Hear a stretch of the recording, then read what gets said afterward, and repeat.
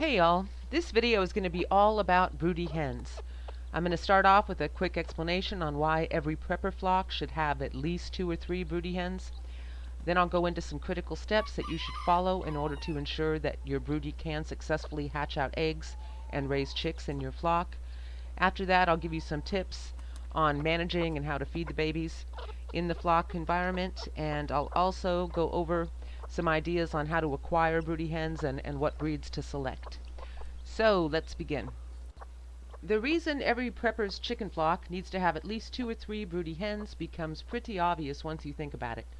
A lot of preppers do have chickens, or they plan to acquire chickens, and they feel safe in the knowledge that they're going to be flush with eggs long after the apocalypse. The thing is, where are you going to get more chickens when you need to add to your flock? You're not going to get them from the feed stores, and trying to run incubators or heat lamps to keep chicks alive is going to be extremely difficult to impossible. Fortunately, Mother Nature came up with a solution to this problem long ago when she created the perfect broody hen. They'll hatch out the eggs, they keep the chicks at the perfect temperature, they keep them safe, they show them what to eat. It's a miracle. The broody hen in this video, she's my best broody. She's raised about 6 clutches of chicks for me, a couple of which she actually hatched from the egg. The rest of them were purchased at the feed store, including Buff Orpingtons, White Rocks, Rhode Island Reds, as well as Bantam chicks. One of the biggest advantages to using a broody hen for chicks is the fact that chicks are considered flock members from the first day. You've got 2 or 3 day-old chicks that are out there in the chicken run, foraging for bugs, eating grass. They develop so much faster than chicks kept in an artificial brooder environment. In my opinion, they're a lot healthier. They're very quiet, they don't peep, but if they do need something, if maybe it's 50 degrees out and they do get cold in the chicken run, they just tell their mom and bam, she sits right down and warms the chicks up right on the spot. And it is such a pleasure to watch. It's just such a joy. You can watch them for hours. Alright, so let's move on, and I will discuss the steps that you'll want to take so that you can successfully have your broody hatch out eggs and raise some chicks for you in your flock.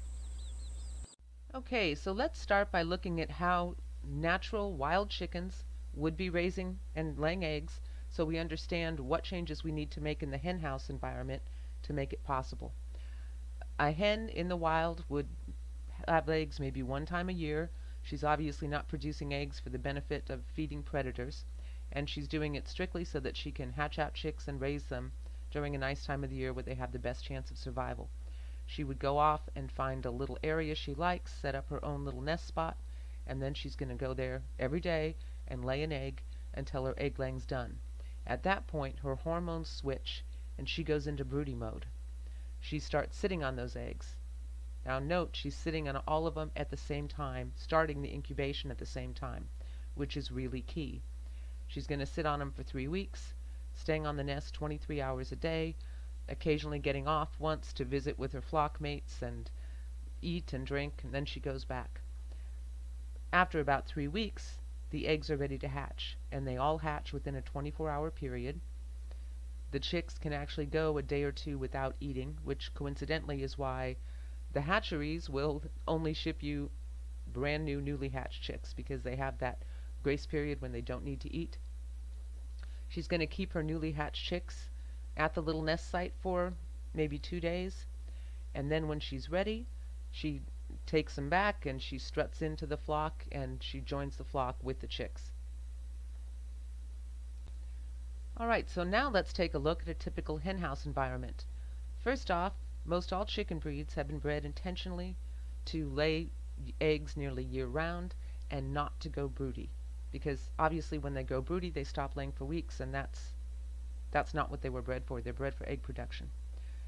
Secondly, we use nest boxes strictly for our convenience when we're collecting eggs, so the concept of a private nest simply does not exist. If you've got a broody that is sitting on hatching eggs in a nest box, the other hens are going to be constantly laying eggs in her box, and when that happens they can accidentally break eggs. All kinds of things can happen. In addition, if she's sitting in a nest box, there are new eggs being added every day, to the point where she could end up with a pile, and this often happens when people, quote, let nature take its course in their hen house. She ends up with a pile of 20, 25 eggs. She can't even cover them anymore.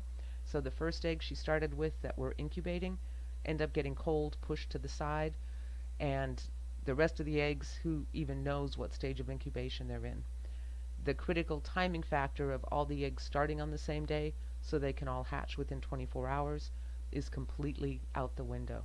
And sadly, a lot of times when people let this situation come about, they end up throwing away 30 eggs in various stages of incubation, and they're lucky if they may get one live chick that hatches out of it. So our goal is to mimic a natural environment as best we can inside the hen house. The first step when you see that you have a broody hen is get yourself an infertile egg and mark it clearly on both sides with the date. Now you may have a rooster and you may be thinking, well, all my eggs are fertile. That's easy to fix. You just boil one for 3 minutes and let it cool. Maybe put it in a sock and spin it around so that it basically scrambles the inside of the egg. Now you have an infertile egg. So mark that, put it under her, and collect any of the eggs that should have been just laid that day. Put them in your fridge. That's going to buy you some time to get your hatching eggs ready and set up a little nest, private little nest for her in the corner of your coop. Once you've got your little nest set up in the corner of the coop, move her and her dud egg into that new nest area. It's best to do it at night after dark. She's going to be less upset about it, and you don't want to upset her. Move her at night. The next morning, if she's settled and content in her new nest spot, that's when you take your hatching eggs that are all marked with the date, you put them under her, and you get the infertile egg out of there. You close her up so the other hens cannot go into that little nest and lay eggs and possibly accidentally break her eggs. Make sure she's got food and water in there. That's also going to be the area that the chicks are going to be spending their first couple of days in, so the fencing ideally should be chick safe so they can't accidentally walk through it. And make sure there's enough room.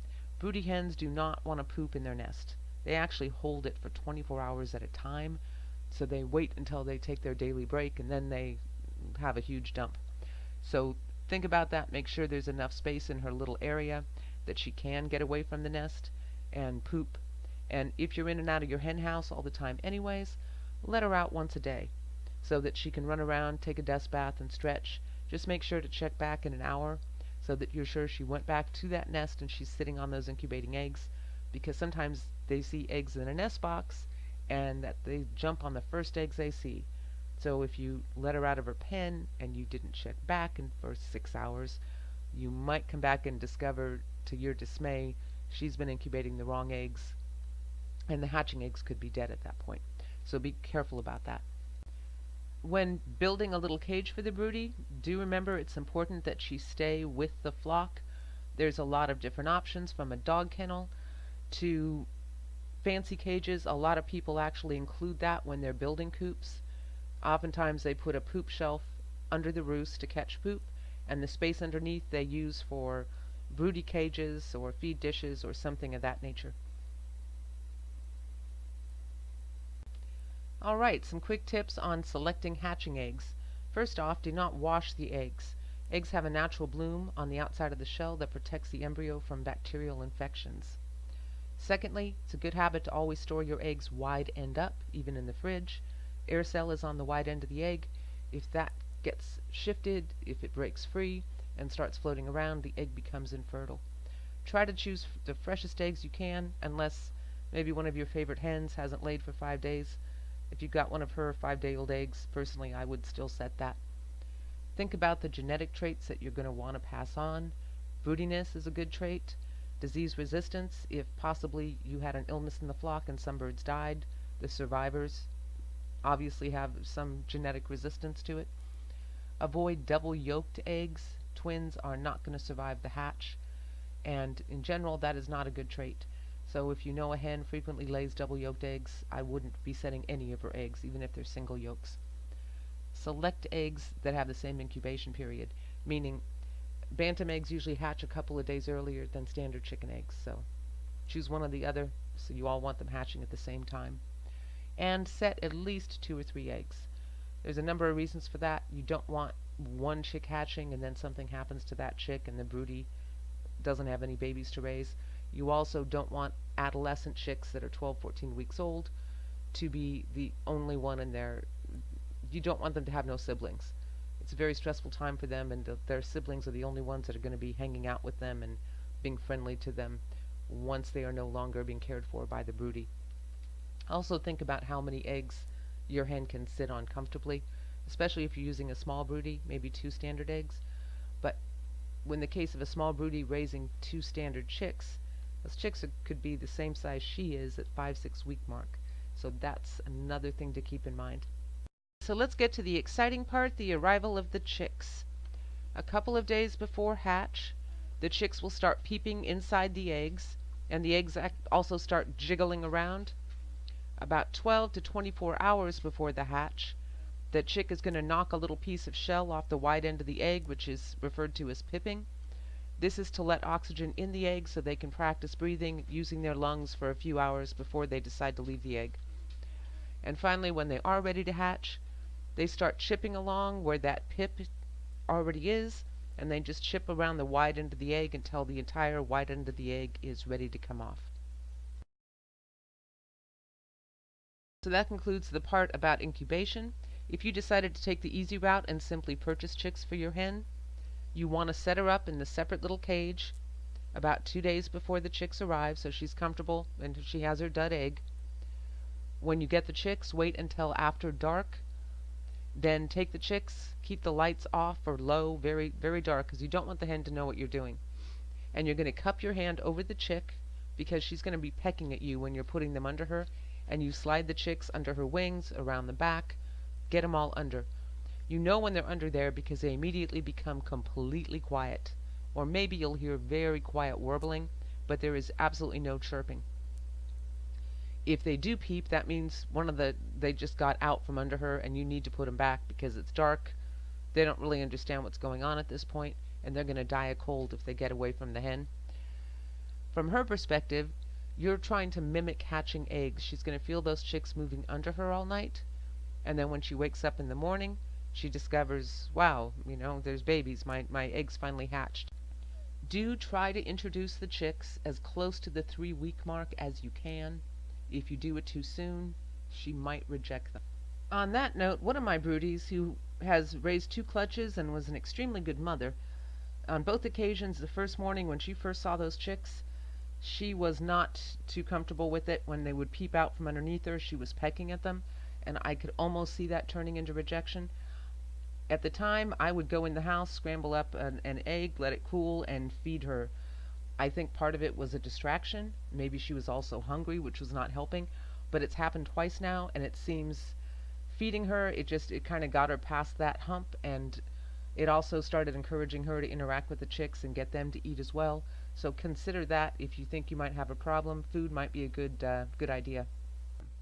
I actually like to use a cat carrier for the hen and chicks, not as her whole little chick pen, but just for the nest area. In large part because I do have a lot of rat snakes around here, so at night I close the cat carrier up with the chicks and hen inside just in case a predator did manage to get in the coop. They would have extra protection. And when setting chicks, it's nice because there's no way the chick can accidentally wander too far away from the hen. As far as acquiring broody hens, as discussed before, the heavy production layers do not go broody. Even if I had a leghorn that did go broody, which would be a freak of nature, I would not trust that she has the instincts to actually stick with it and properly raise the chicks. The heritage breeds, which would be your buff Orpingtons, Australorps, Barred Rocks, White Rocks, they are more likely to go broody, and if you have enough birds, chances are you are going to have some broody hens. On the other hand, if you were getting 2 or 3 birds, hoping for a broody, it's almost guaranteed it's not going to happen because it really is a numbers game. Typically, the most reliable broody breeds are those that were never bred for egg production to begin with, so they've never had that trait bred out of them. Those are typically the birds bred for show, for pets, for cockfighting. Examples would be the bantams, the cochins, silkies, game birds. If you have a regular flock with a standard rooster, you don't want to be introducing tiny hens because the rooster will try to breed them. One of the best options I would think, if I were looking to get broodies for a flock that is going to free range, I would probably be looking at game hens. I actually saw one prepper channel, and these people have a homestead in a wilderness area, that mentioned they bought silky hens as the broodies for their flock. Those birds, they were bred as pets. They can't see. Their coloring, they would be picked off by predators almost immediately if they were out free ranging. They're going to have to be kept locked up and protected their entire lives, and any chicks they raise are going to have to be kept separate for weeks or months before they can be integrated into the main flock. To me, that defeats the whole purpose of getting broodies specifically for your prepper flock. Now, as far as where to purchase them, you can order most of these breeds from hatcheries. One thing to be careful of if you are looking for game hens, you do not want to order modern game hens. They are completely different. They're very tall and spindly, and they're not going to be what you're looking for. Another option would be hit the Google and search for breeders of specific types in your area. As there's probably a lot of people out there that don't normally advertise. They may very well have adult hens that they don't need in their breeding program that they would let you have for cheap or free.